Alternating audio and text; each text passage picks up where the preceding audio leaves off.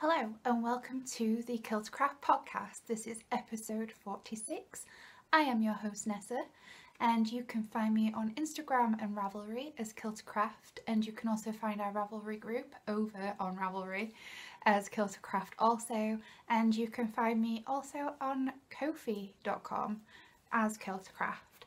And I'd really like to thank those kind podcast friends who have gone over there and left me some little donations to go towards podcast prizes and shipping and all those kinds of helpful little things that go along with creating this little community that I have made over the past maybe 4 or 5 years now.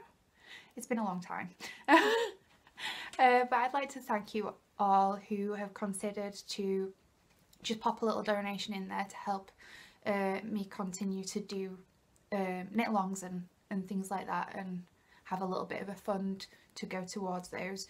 So if you do want to contribute or kindly gift towards the podcast, if you like the episodes and what I put out there, then Ko-fi is the way to go. And thank you very much, and there'll be a little link to all of these places you can find me in the little down bar. So today I have got a huge episode for you because it's been a little while since I podcasted last. So I've got a mountain of things. Probably start with some whips. Is there anything else before I get going? Bear with me 1 second.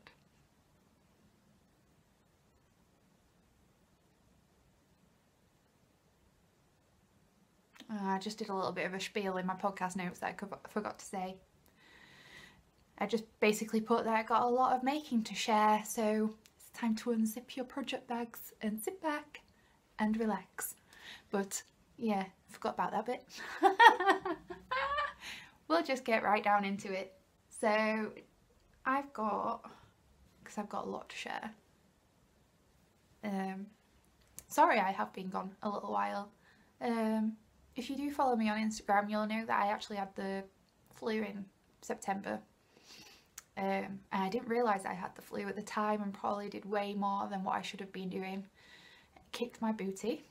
And then kind of suffering with some ill health, and I'm not sure if it's because of the flu or if I'm just now suffering with something else, which is great. So I've kind of been taking it a little bit steady, which is why you kind of haven't seen me this past month, but I'm here. I decided to podcast today. It's kind of sunny outside, it's quite nice, and I'm having what can only be described as a slightly good day. So I'm taking that positive note and I'm bringing you an episode. So while I've been gone, I decided to knit. There's been a knit along on Instagram, which is the Fall into Intarsia Cal, and as a part of that I also joined in the BIPOC make along Cal and made myself the As If tee, which is by Shay Johnson, I believe, and it's so cute. So the As If tee was inspired by Cher off of Clueless, which is one of my favourite films. I am one of these girls that absolutely loves Paul Rudd. I've seen nearly everything he's been in. He's just adorable, and it used to be one of my teen favourite films to watch. Basically mainly because of the styles and over-the-top styles, but it was very 90s, very fun, loved it, and so I really wanted this tee. And I also made it as part of the Swan Along and the Pumpkin Mal, which is hosted by Gabby and the lovely Stitching High Notes Jo. Gabby is Once Upon a Corgi podcast, and I also joined it into their Cal. And really kindly won a prize. Thank you, ladies, I'm so thrilled. So So I won a skein of yarn, a sock set, like a skein of yarn with a little like 50 gram mini. I'm so looking forward to receiving that. So thank you very much. And then, so I made this. This was my first, so I should probably tell you some things about the garment. If you're just wondering why I'm so hyper, I have actually had some coffee this morning to breathe some life into me, which is probably where all the bubbliness is coming from, and I'm more awake than I was last podcast. So maybe strong Starbucks caffeine is the way to go before I do an episode. So this was my first foray into Intarsia, and I think I did a really nice job. So the way I did it was that you could knit the mohair in with the whole garment all the way up, and then just do the mohair in this section. I think they did it so that you could do, yeah, some people held it double all the way through, and then some people also did this section like double, I believe. Can't remember how it was. I've seen pictures. Anyway, I chose to do it the traditional way, and I did actual Intarsia method, and I thought at the time I might struggle doing it because I've tried Intarsia before. It is quite difficult, but since doing plenty of colour work and now feeling quite confident in what I'm doing with that, I decided to give it a go, because I know how to twist my yarns to catch the colours, and all you have to do is do it a little bit tighter so that it's not loopy along the edges. But I think they've turned out quite neat, so I'm quite happy with those. Really happy with them.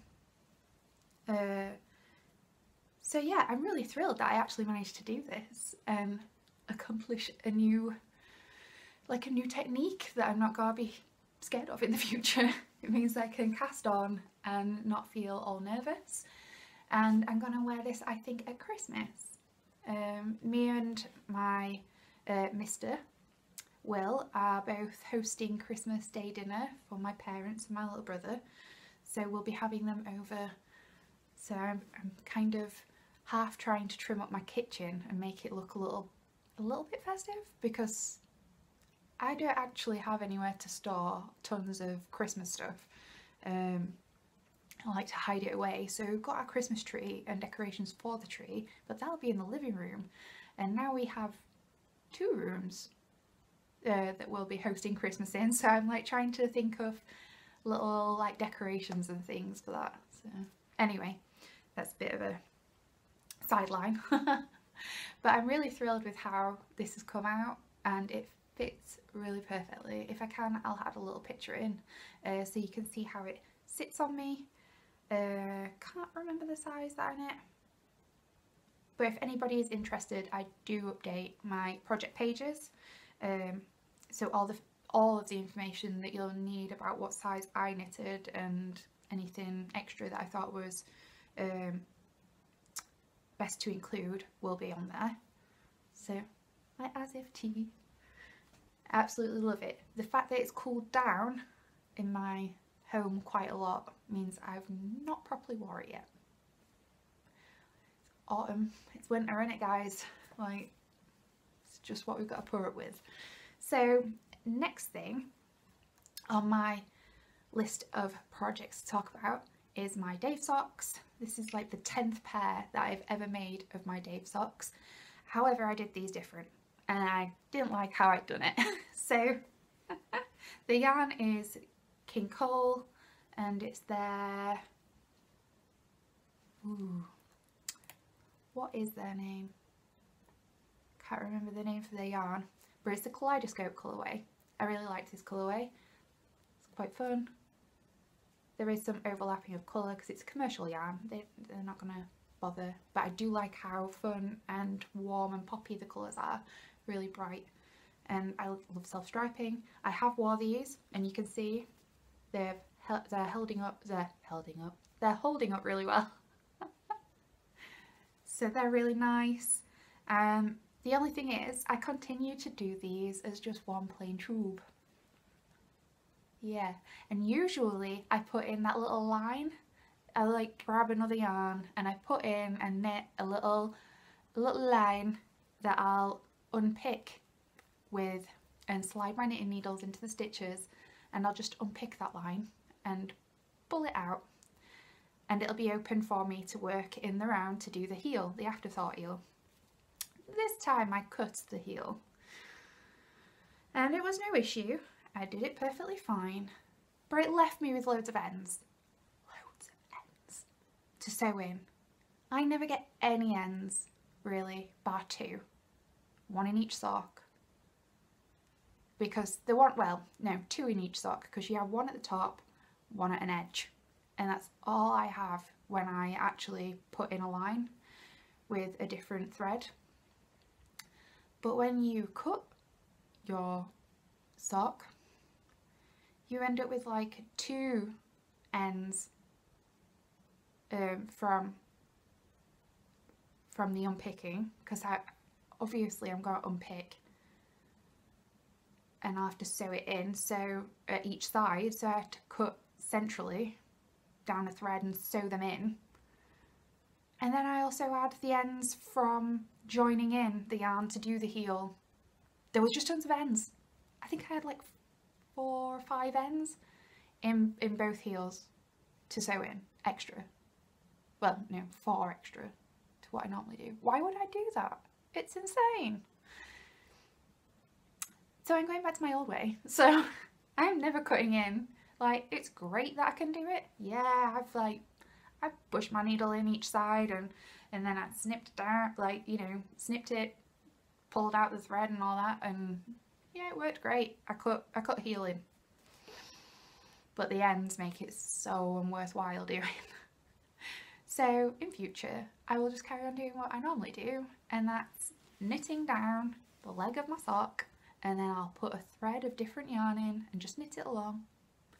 And then I'll go back and I'll knit with my original yarn all the way around and carry on. And I'll just pick up the stitches and unpick that random bit of thread, because it leaves less trouble when I get to the finishing point. I did not want to sew in more ends when I got to the finishing point. Like, it was hard enough to do the heels on these. For some reason, I didn't want to do the heels. It was just mind numbing. For some reason, these ended up being on the needles for way longer than I should have done, just because of heels. And I'm not that kind of person. Usually I just trug on, doesn't bother me, but oh, I couldn't be arsed. Sorry if you're watching that with children. Couldn't be bothered. Sorry, kids. So that's my self-striping, just plain Jane socks. And then I knit another pair of socks. So these were on the needles at a similar time. I was more entertained by these ones though. These were my Handspun socks. Yay! And these are now loosely nicknamed my Camp Crystal Lake socks. One of my favourite Halloween franchises is the Friday the 13th. I absolutely love it. It's kind of slasher movie, ridiculous, kind of slightly cheesy, but super entertained by it. And I don't have it on me, but on Instagram I did share a picture about a month ago where I had these on the needles and it matched my project bag, which I didn't realise until I got it out of my backpack to adjust some things, and I was like, oh wait a minute, all of these colours are in that project bag. I was really excited. So these are now named that. These are again just a simple classic Dave by Rachel Coopy sock. It's just a plain sock, nothing exciting, but I do like the round heel. It gives a little bit more room in my instep area, and it just is really comfy. It cups really nicely. It's like properly rounded like a heel. It's like the same style as like a star hat decrease situation, where you do it evenly around in certain places until you get to the top view and you just thread them up and pull and sew it in and hide the ends. And I really enjoyed doing this. This one, however, is slightly thinner. So if I show you around here, you'll see there's some thinner areas. This one I spun on my drop spindle. And it took me quite a while to do all of this. I spun this on my drop spindle, and each portion is fairly equal, which I'm quite pleased with. And then I did this one, it's fairly equal, but it's got longer stripe patterns to this one, which I did on my spinning wheel. It doesn't look too bad. I had a little bit less of this, so this was, I had 35 grams of this for this sock, and I had 50 grams of the wheel spun yarn for this sock, but they both turned out really nice. This one turned out a little bit more plump. Probably say it was on the back end of like a fingering sport, but to be fair, I still use the same fingering weight needles that I use. I use a 2.5mm, and it came out really beautifully. It was a little bit thicker when I was knitting it, but it wasn't that noticeable. And these are so warm, so I'm super glad that I made these. They're so cozy. So that's my socks. I think one's slightly longer than the other, but only a little bit. I kind of ran out of yarn, or I thought I was going to run out of yarn, and by the time I'd done the heels, I think I had the tiniest little like ball of one stripe left, so I could have probably added it onto the top of this one, but really it's not that noticeably different. It's really not. It's like, what, a couple of rows? It's not going to bother me.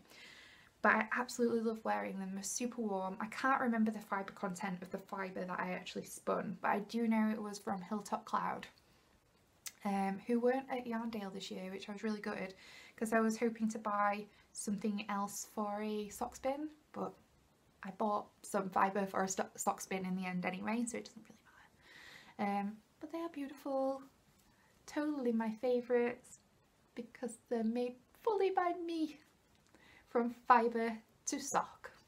Very proud, very excited. I have made some hand spun socks before from an art bat, and it was still a chain ply, but it wasn't, oh yeah, I chain plied these, by the way. It was nowhere near as exciting as doing these, because I broke up all of the colours and separated them into equal portions and things, and I knew what I was spinning to create each stripe. So to make your own self-striping yarn from fibre, very exciting, really fun, and I loved knitting them.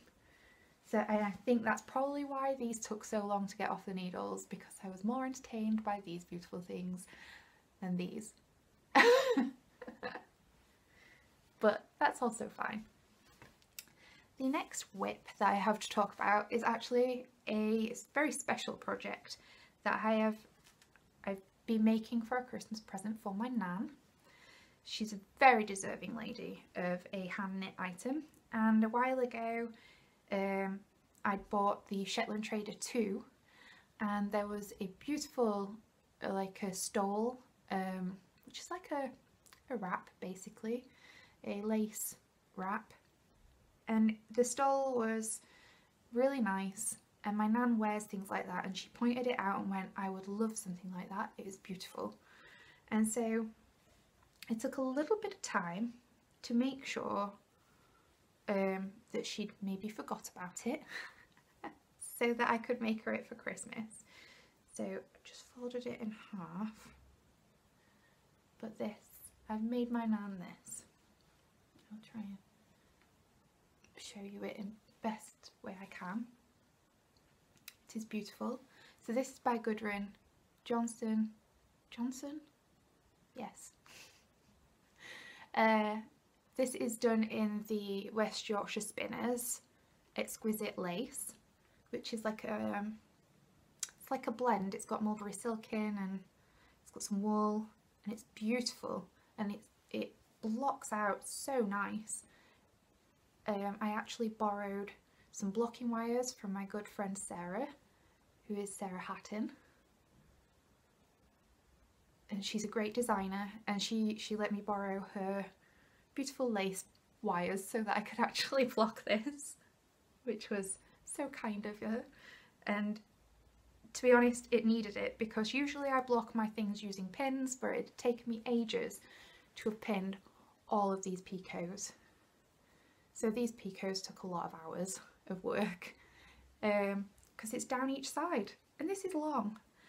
It ended up being 265 stitches I picked up for those edges. So all those picots down each side. But I love my Nan, and I know she's gonna like this. And yes, I haven't sewn the ending yet, because after it was blocked, I basically folded it up and put it somewhere safe. Until it gets wrapped, it will probably stay like that, because it'll be neat and tidy, and I don't want it to get caught or anything by the cat. So it'll just basically get put away for safekeeping somewhere special for a little while longer. And then before I actually wrap it up into a box with some tissue paper and an image of the shawl, with an image of the Haroldswick. Did I say it was Haroldswick? Oh my god, I probably didn't. This is the Haroldswick. And it's a beautiful Shetland lace styled, kind of like hat stole. It's beautiful. I never thought I'd be into knitting lace, because you need to have quite a lot of patience to knit lace. But actually, with how I've been feeling, knitting those garter stitch rows, these ones, it was mindless and great, and just chill out knitting while I was watching TV. So basically I knit one half and the other half, and they get joined together. And the first half I knit a portion in May of the lace, and then I left it, and it lingered up until like the beginning of October, or the beginning of November in fact, actually. Yes, beginning of November. And then I picked it up and I worked the lace portion, and then I gave myself like a 26 row count to do each day to try and get the garter stitch done by the end of like one of the weeks.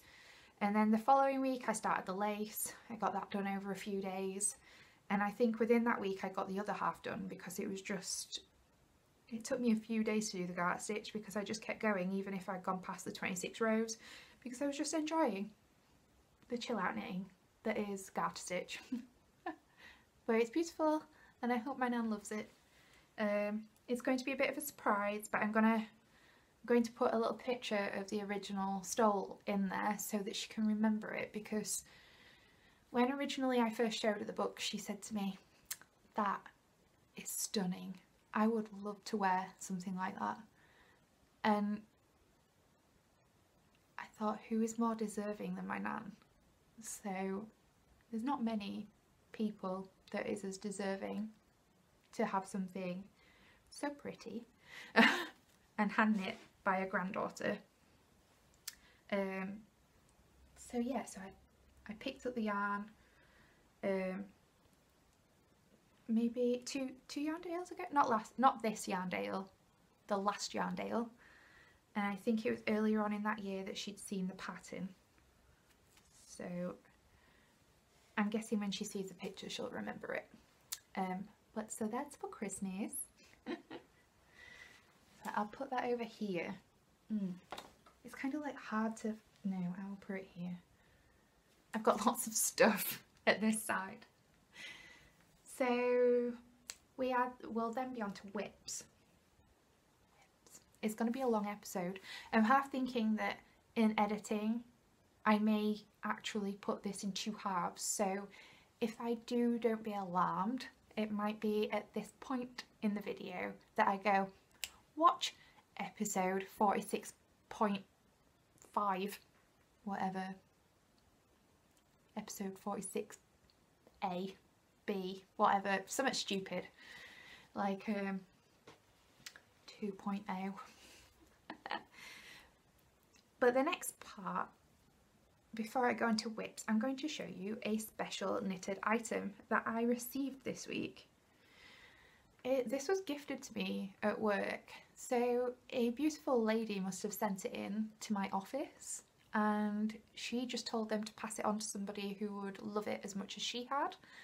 She'd had this knitted for about 50 years, well, had enjoyed it for about a good 50 years or more, and I showed Ellie of Skein-Dee because I knew it would interest her greatly to see this, but luckily in my office I was the only person to be able to wear this or even fit in it, so it fits around my waist perfect, and I immediately fell in love with it because it's a vintagey piece and it's stunning. The knitter was so neat, like this is just amazing, and Ellie kindly let me know that it is an original Celebu pattern, but look at this skirt that I got gifted. It needs a little bit of a clean, so in areas there is like a little bit of, it looks like it's been stored away for a while, so there are some like little areas that look a little bit like there's some dirt, but this is just astounding. Look at this, it's so gorgeous. So this is like a little vintage skater skirt. Now the waistband has been like, I think it's been like sewn up a few times because there's some like cotton thread and things, and there's a hole here that needs like where it needs rehemming, but I'm going to change the elastic in it because this looks like the most retro, like gone elastic. So I'm going to change that. So I'm going to unpick all of the hem, change it and rehem it so that it'll get a bit of a rejuvenation, and then I'm going to wear this so often, you guys. I don't even, let me see if I can just move this over here. Look how cute this will be. It is gorgeous. So I am looking forward to wearing this. It's like it's a piece of history, really. It is beautiful, and technically I've been gifted this by a stranger. I have no idea who this person is, but I am just astonished by their beautiful knitwear. Thank you so much. Just sending that out into the world.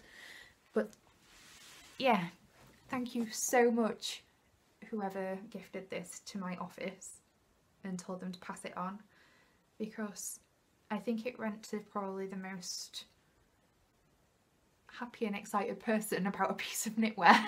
I really appreciate like vintage old knitwear, and the fact that it's something that I would wear because it's a skater skirt. I like skater skirts, they look cute. This is just going to be a beautiful piece for my wardrobe that I will wear occasionally on special occasions, and I will look after it so much. Like, if this has been worn a lot as well, it's held up really nicely. Like, it's held up really well. So yes, so this is now in my little collection. I actually have the pattern as well. It's technically a child's skirt, but this fits me perfect, so I don't know what kind of happened there. I'm not that fussed. Sorry, there's a reminder that's come up on my phone. But there's a hat pattern to go with this, and I don't know whether to, I'm debating charting up that pattern, seeing how it looks, and maybe trying to incorporate it into a hat that will fit me. But we'll see, because I don't know how big the pattern repeat on the hat is, so I'm going to have to graph that out first, figure it out, and see if I can make it fit my head since it was a child's. But look how stunning. It's very beautiful. I'm super impressed with it, and I'm looking forward to giving it a little bit of TLC and rejuvenation so it can be continued to be worn for another 50 years. So thank you very much. Next thing is whips. So I got some crochet to show you. So I've had this sock on the hook for about 2 years. So I went to a little workshop at one of my local knitting shops called Wool and Stuff 2 years ago and did a crochet sock class. It's just simple plain crochet sock, and I got this colourway because it was possibly around November time that I went to it, and I wanted something. This to me reminded me of the Grinch. It's very festive looking, right? I think it's Grinch socks. So these are my Grinch will stole Christmas socks. They took me 2 years to make because I got down to the heel originally, tried them on, and I couldn't get it past my heel. Because there's not a huge amount of give in crochet socks. Even though it fit my measurements and things, I couldn't get it over my heel. My instep was too big to stretch this. So I worked out the gauge, and I worked out how much more I possibly needed to get it over my heel, and I needed a few more repeats in the rib, because you do the rib in rows, and then you pick up down one side. You kind of like join it and pick up around the side of it for the cuff, and it is really stretchy. There's a ton amount of stretch in there, but I needed more repeats of this ribbing. So I did that and picked up some more stitches. So I think I needed another 4. So I did another couple of rows so that I could pick up the extra 4 stitches and worked it down, and did the heel. I think I made the heel a little bit wider as well because of the extra stitches I'd added. Oh no, I did the heel the same, but I left the extra stitches in the top. It doesn't really matter anyway, but because the heel fit fine. These fit perfect, and I finally finished them. I think it was October, and I had one evening where I was a bit bored. I hadn't got anything else cast on, and I suffer with procrastination these days. Do not know what that is about. I never used to suffer with project procrastination at all. It used to flow. I just used to pick up my next project and be like, yes, this is me being committal, and I'm gonna do it. But now I'm like, do I really wanna? Oh, I don't know. Oh, maybe I'll think about it for about 4 weeks, and then I'm not interested anymore, and I still don't know what to cast on. Where did this come from? Super annoying. But anyway, while I was going through one of those stages, I decided that I was going to pick up some of my old whips and finish them. So I finished my Nans shawl, because that's been hanging around for a while. I picked up the kaleidoscope socks because those have been on my needles since June. Yeah, June. Madness. And then I picked up these, and I still not hooked on the other sock, so that might be another 2 years. So just wait, 2 years down this line I might be saying, I've finished a hoe, I've got a pair. But until then I've got a half budget, so this is the proper hoe. And I did the toe as instructed. I did leave a bit of negative ease in the foot like I do with my normal knitted socks, because this is still stretchy. I didn't want them to be too loose, and they fit really comfortably. I'm not sure how warm they're going to be. I'm hoping they're going to be really warm. This is why I kind of wanted to crochet socks in the first place, is to test what they're like in comparison to knitted socks, and what I felt, whether they were comfortable, whether I thought they were warm, whether I enjoyed making them. I think we can come to the conclusion that although I like making them, they're a bit laborious to knitted socks. Knitting on, crocheting on like a 5mm hook with a fingering weight is hard going, you guys. Hard going. I kept shoving the hook in, and it's like, I feel like I'm trying to prise the hook into every stitch, so it's not easy. It's not chill out knitting for me. That I enjoy I enjoy crocheting it, but it's not chill out crochet. So because of that factor of having to like properly like push and to find the stitcher and then make sure it's going in, and it's just like, this is not that easy peasy as I want it to be. So they do go quite quick, but they take a lot longer because I need the impetus to pick them up. But I will be excited when I have my Grinch socks. And I named them my Grinch socks because I only just recently over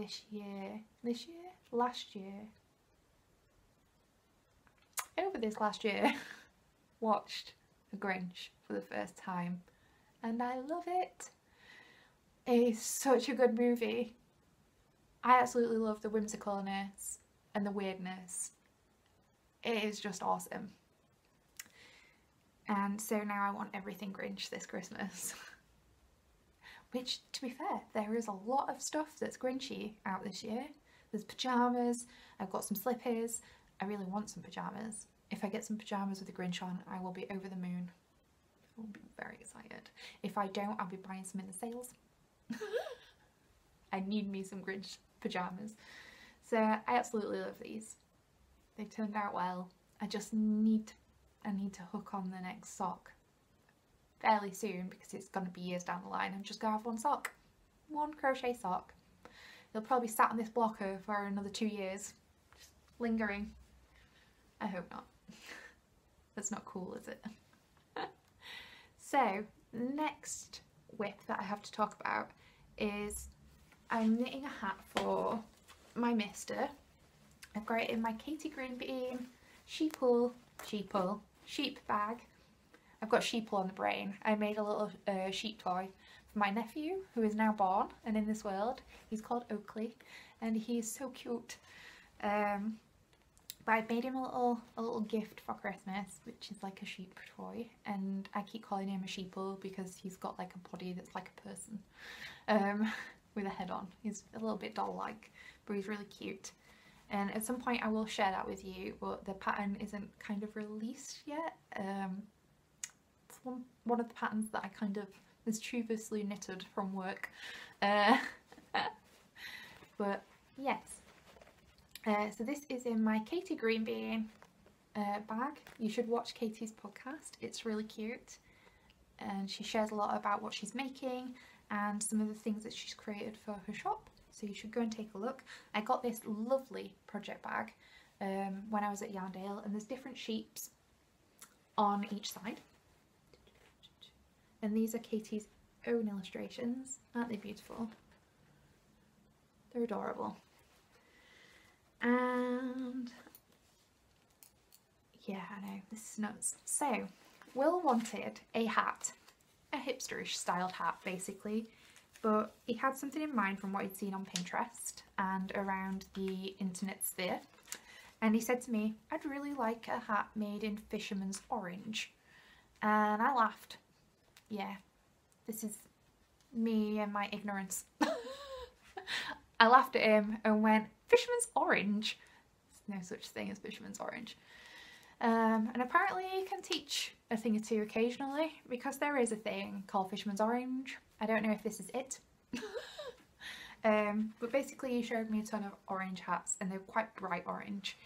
So I went ahead and picked up some West Yorkshire Spinners Colour Lab DK. That's this.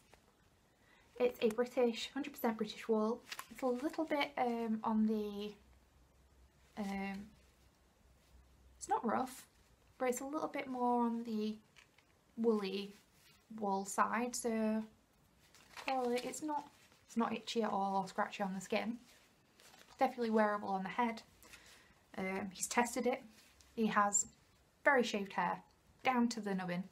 So if you if you are a little bit unsure, if you do scratch by any kind of wool anyway, then yeah, I probably wouldn't get this. But if you are able to wear like blue face Leicester and things like that, you'll be able to wear this quite easily. So this is Colour Lab. It's 225 meters to the 100 gram. so it's pretty good. It's quite nice to knit with. I do think it's slightly thinner to a standard DK maybe, but also I'm knitting these, the hat pattern is knit on a 375, so it's quite snug and warm, but it came out a little bit firmer than my previous St. James hat that I made for myself. And yeah, I've been lazy, I've not actually threaded off the crown yet, but I've got the yarn cut to do so. I got him to try this on the other day because I wanted to make sure it fit. So if I just need to wash my hair really badly. I was meant to get in the shower this morning, but I was late getting up because I was super tired, and I just put a hat on and escaped to the house and went for a coffee instead. So this is how it's turned out. It fits me perfectly, but I had to check with him that it wasn't uncomfortable because it is a little bit firmer than my other one. But he says no, he prefers it like that because it'll definitely stay on and it won't be like a problem of it slipping off, which is a fair point, and that's what I thought too, just to make sure, because I said to him if I blocked it, it might be loose and it might blow off, or it might just start to gradually slide off as you're wearing it. Nobody wants that. But instead it's quite grippy. So this is the St. James hat by Francesca Hughes, who is a friend of mine. You can check out her patterns on Ravelry or check her out on Francesca Hughes on Instagram. And this hat pattern is really nice because it's unisex. I've made one for me and now made one for Will. And it's a really simple pattern. It's really nice to knit. It's got a doubled over brim. So that's quite nice because it gives a little bit of a firmer qualityed edge without having any ribbing, but it still gives that same feel as having some ribbing. It's just a really nice hat. So check it out. I think it's got a few sizes to it as well. Totally worth getting. I really enjoy knitting this. So that's that, and that's actually a Christmas present also. I've got a little bit left. I'll probably just save this in case I ever want to do like some bright orange heels on some DK socks at any point. Or like cuffs or things, or any like colour work details on some socks. Might be quite nice. We'll see. Or some mittens. Well, yeah. I'm going to make him some orange socks to match because I said to him, if you really want the proper hipster feel, if you're going to go for a bright orange, fisherman's orange hat, then you might want some bright orange socks to match with your boots and your turn-ups. And he kind of agreed. So I'm on the search for a good orange to kind of, not 100% match, but that's a close match to go with that, if I can. And then my next project is a pattern called the Witching Hour Swoncho, which is this. And my lovely friend Woolen Witch, Nina, of the Woolen Witch podcast, if you have not checked it out, you really should. She's lovely. Hi! She's produced a couple of episodes now, and I think she's producing her third this weekend, so go and check her out. She makes some lovely projects. She's really cool and I like her aesthetic. She's just amazing. And she's knitted this. We both saw this at about the same time, but she casted on hers and I procrastinated about mine because I'd got some Christmas knitting. So this is a design by dear Ingenue, I think is how you pronounce it. I'll show you up there. And it is a beautiful Swoncho, kind of oversized sweater basically. It's got sleeves and everything, but the pattern is like a bird skull. It's awesome! So I started this, I had some yarn in my possession which I was kind of thinking and still mulling over knitting something else with it. But then when I saw this pattern come out, I was like, oh, you are going to be so perfect for that. So I decided to go with it. So I had some drop sleemer, which is 65% wool, 35% alpaca, this stuff, in cream, and like a burgundy plum kind of colour. It's a kind of a plum colour, isn't it? Really beautiful, very rich colour. but I knew I needed a sweater to do the colour work, and this was actually going to be a Guthrie sweater at one point. I'm still not there with that. I'm gonna eventually possibly still make it, but just not at the minute. So I decided to cast this on, and some kind person gifted me this during the Get Your Wishes Granted, and somebody kindly gifted me this pattern, so thank you very much. I'm very excited to be knitting on this, and it's come at just a great time when I need something to like occupy me when I'm sat around, and I haven't, even though I procrastinated a little bit, I've still cast it on fairly quick. So I got my hat and my wrap done at the beginning of the week, and then I cast this straight on, and I am in love. Look how beautiful it is. So I'm just onto the top. If you look down here, you can see the line that is the top of the bird skull's head. So I'm just beginning it. But it's coming out really nice. I'm hoping it'll pin out lovely. I haven't got it on a very big needle cable, but it's coming on really brill. And because it's like skull themed, I've used some of my skull keepers. This one I found, and I'm not sure who gifted me this. It might have been Wendy, but it's awesome. Look how cool that one is. I'm in love with that one. Found it the other day and I was like, yes, yes, you are on my sweater. So I'm really loving that. I'm doing a little bit each evening, chugging away, watching telly or podcasts. So I'll be doing a little bit more tonight. Get down some of that that head. And it's knitting up really nice. I haven't swatched. I've been really naughty and I haven't swatched for this. But what I have done is, because it's standard DK, I'm using a standard DK weight needle for the colour work, so it brings it in slightly. And then I'm going to go to a 4.5 for the stocking stitch, because when I do colour work on a slightly bigger needle, it balloons out. And then I can't use the standard needle for the stocking stitch because it's firmer. So I'm doing it the opposite way, going firmer for the colour work and a half a needle bigger for the stocking stitch, so I'll even it out. So it'll be a smooth transaction from colour work into stocking stitch. It's really nice. I'm expecting it to be slightly thinner in the circumference, bust circumference, than the pattern, but only because I don't think I can get an 18 stitch gauge to my colour work in DK. I'm probably pushing it, getting it 20 to be honest, but I've just gone with it, and it is where it is because it's got a really large ease, positive ease, so I'm just going with it. It is where it is. If it ends up being a sweater with a little bit of ease, that's still great. I'm still going to wear the crap out of it. So, love, love, love, love, love. I'm really enjoying that one. Anything else to share with you today?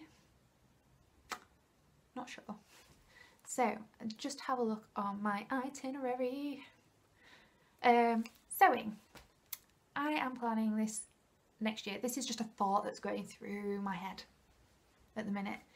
I'm thinking that this coming year, because I haven't sewn nearly enough things this year, and I'd really like to make some more clothing, but some clothing that is damn well wearable. So I have got a ton of fabric in a little cubby, and although I love every single colour that is in there, I will only occasionally wear those items when I've made them, because they are orange, bubblegum pink, corals, really weird colours that I love visually. And if it is wool, I would knit something out of it and I would wear it. But in clothing, I don't know that I would. Or if I did, it might be twice a year. And that's not what my sewing, making time and effort should be put into is making an occasional garment. Really? No. So I've been thinking about this. Like, majorly the fabric that I've got, I want to use, but I might have to utilise it in some other way. So I've got some like bubble pink like jersey, and initially I was thinking I could make a t-shirt, but I might not wear that t-shirt half as much because it's bright bubble pink, and I don't really wear bright bubble pink even though I love it. Don't wear it.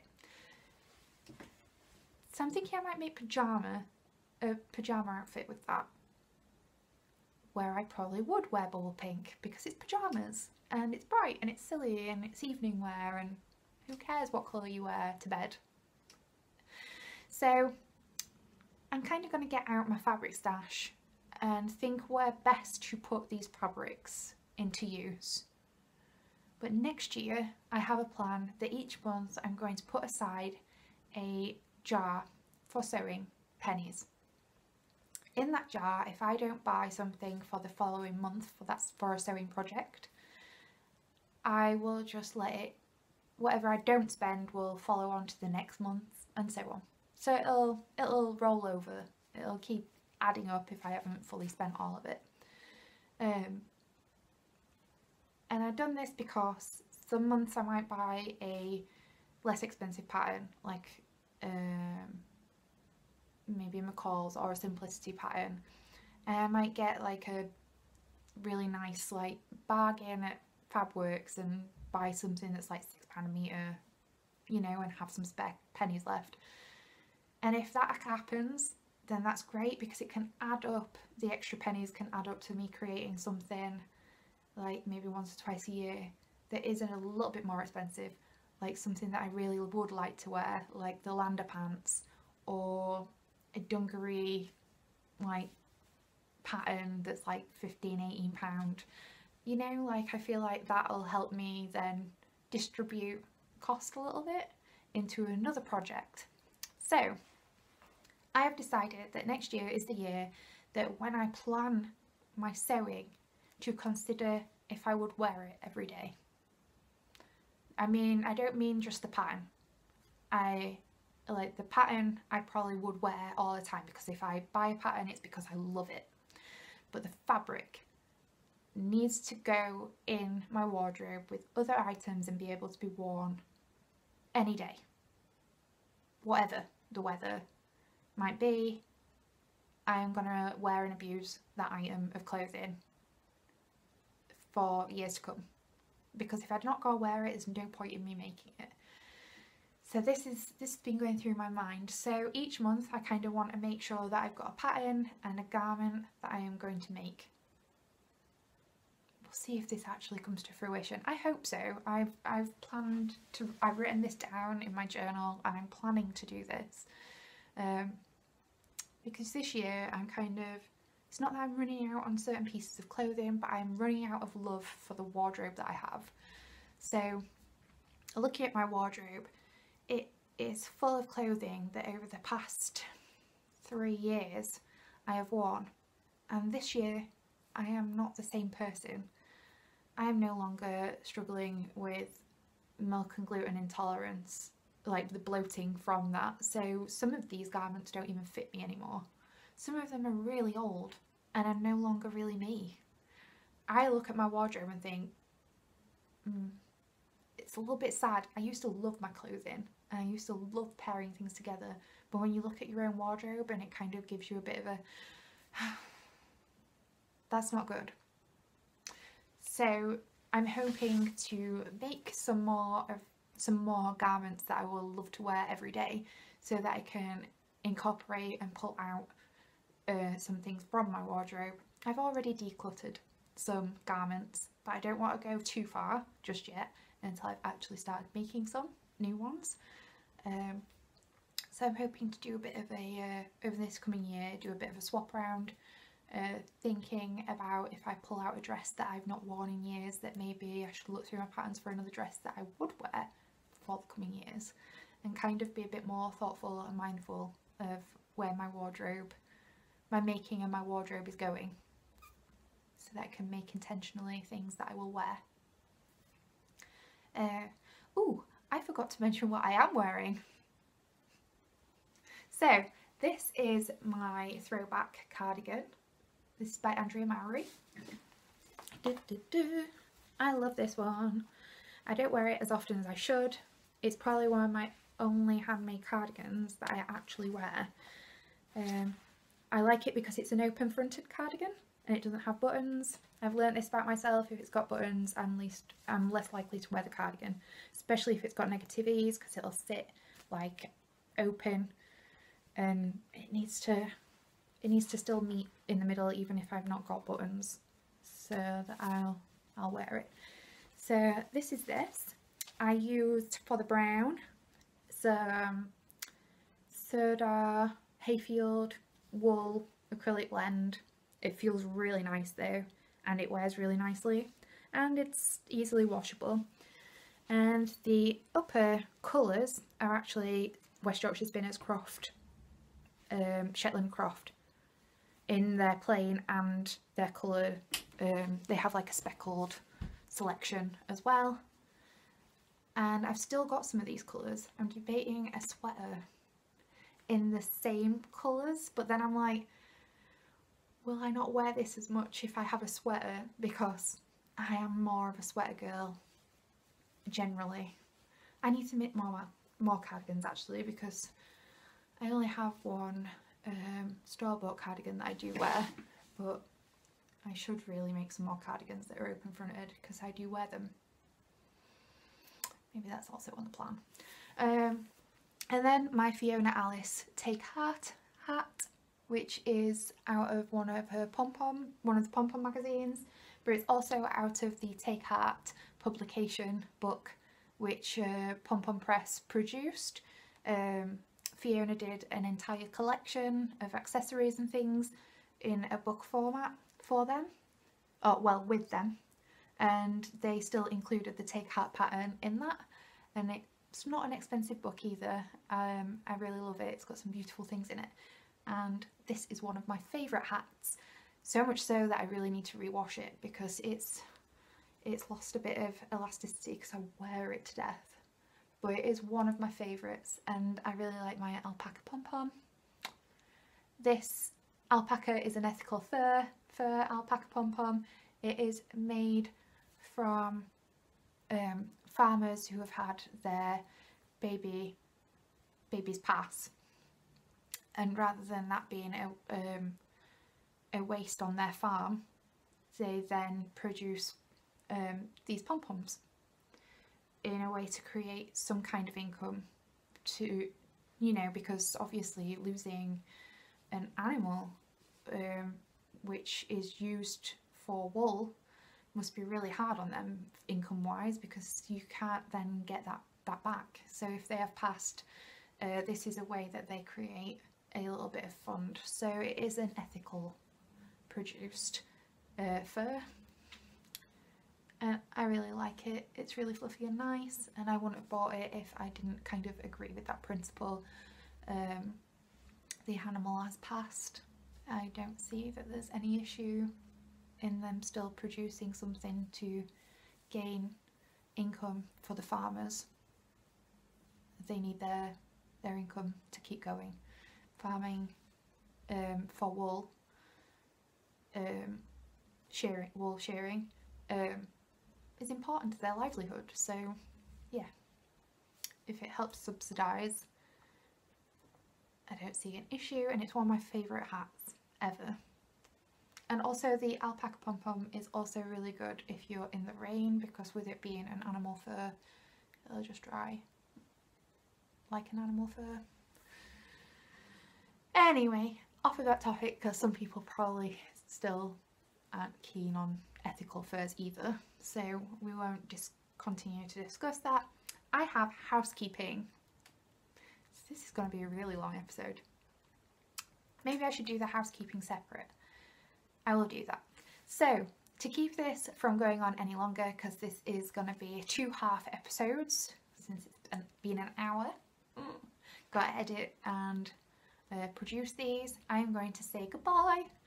So thank you for coming back and spending a little bit of time with me, and please do come over to our Ravelry group and join in some of our knit alongs. We have still got the archive along going on till the 15th of January, and we have the harvest hat along going on till mid-December, or was it the end of December? If you come over to the group, we have the dates written in the threads. Please come and check us out. I'll also put up show notes in the podcast group, and I will add them to my blog, and I will probably add them in the down bar, and I'm on form, you guys. Anything else? I think that is all. So thank you for spending some time with me. Please come over to Instagram and Ravelry and have a chat with me. Please go and check out my Ko-fi if you'd like to donate anything to the podcast. Thank you for spending a little bit of your weekend or week catching up with me. I hope the episodes aren't too long for you. I do try to produce them in half hours now to make sure that they're more easily watchable.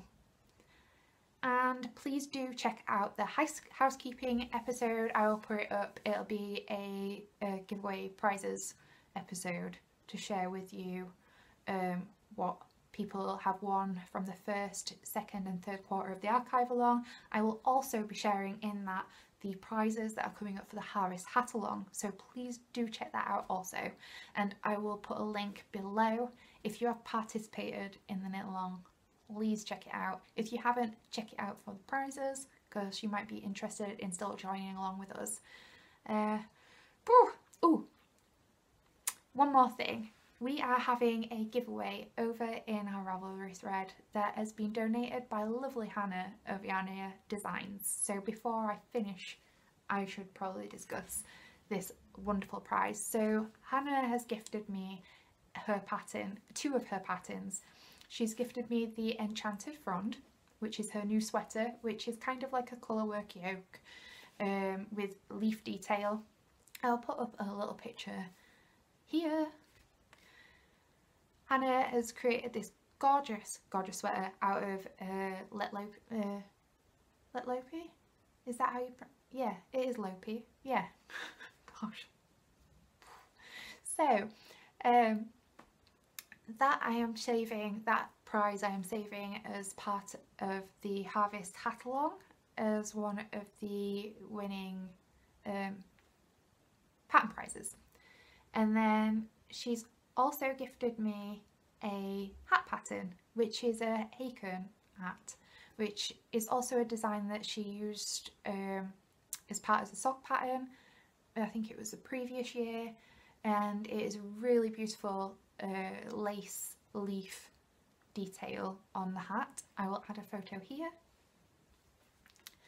So if you are interested in winning that, I'm going to put a little giveaway thread in the Ravelry group, and the prompt is to share something positive that has happened to you some point this week, and I will pick from the thread next episode. I just wanted to do that one as a separate giveaway, because then whoever makes it might have a chance to make it as part of the hat along. We'll see. But I just thought that was nice and exciting that you could maybe be involved. So yeah, so that's really kind of Hannah. So thank you very much, Hannah. That is really, really nicely appreciated. It's been a while since we've had some pattern prizes. She does some lovely, beautiful patterns and some really, really nice designs. I really support Hannah. If you haven't checked out her designs, I'll add a little link down below in the down below. I'm being silly. But yeah, and also check out Hannah's podcast, because she does share some of her design journey, which is really nice, and I really love Hannah. She's a great person. So thank you so much, Hannah. Thank you.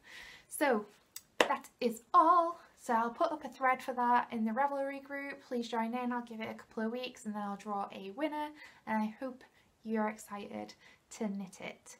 And yeah, come and watch the next episode to see if you are the winner. So thank you very much, and have a lovely weekend, everybody.